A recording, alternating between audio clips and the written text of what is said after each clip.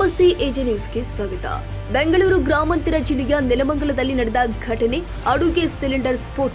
ಮನೆಯಲ್ಲಿ ಅಡುಗೆ ಮಾಡಬೇಕಾದ್ರೆ ಘಟನೆ, ಓರ್ವನಿಗೆ ಗಂಭೀರ ಗಾಯ. ನೆಲಮಂಗಲ ನಗರದ ವಾಜ್ರಹಳ್ಳಿಯಲ್ಲಿ ನಡೆದಿರುವಂತಹ ಅವಘಡ. ವಿಜಯಮ್ಮ ಎಂಬುವರ ಮನೆಯಲ್ಲಿ ಅವಘಡ. ಸಂಜಯ್ 40 ವರ್ಷ, ಲೇಖನ 5 ವರ್ಷದ ಮಗುವಿಗೂ ಗಂಭೀರ ಗಾಯ.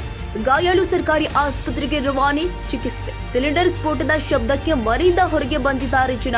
ತೀವ್ರವಾದ ಸುಟ್ಟುಗಾಯ ಆಗಿರೋದ್ರಿಂದ ವಿಕ್ಟೋರಿಯಾ ಆಸ್ಪತ್ರೆಗೆ ರವಾನೆ. ನೆಲಮಂಗಲ ಟೌನ್ ಪೊಲೀಸ್ ಠಾಣಾ ವ್ಯಾಪ್ತಿಯಲ್ಲಿ ಘಟನೆ. ತಾಜಾ ಸುದ್ದಿಗಾಗಿ ಎಜೆ ನ್ಯೂಸ್ 24x7ಗೆ ಸಬ್ಸ್ಕ್ರೈಬ್ ಮಾಡಿ ಮತ್ತು ಬೆಲ್ ಐಕಾನ್ ಒತ್ತಿ ತಪ್ಪದೇ ಲಿಂಕ್ ಶೇರ್ ಮಾಡಿ.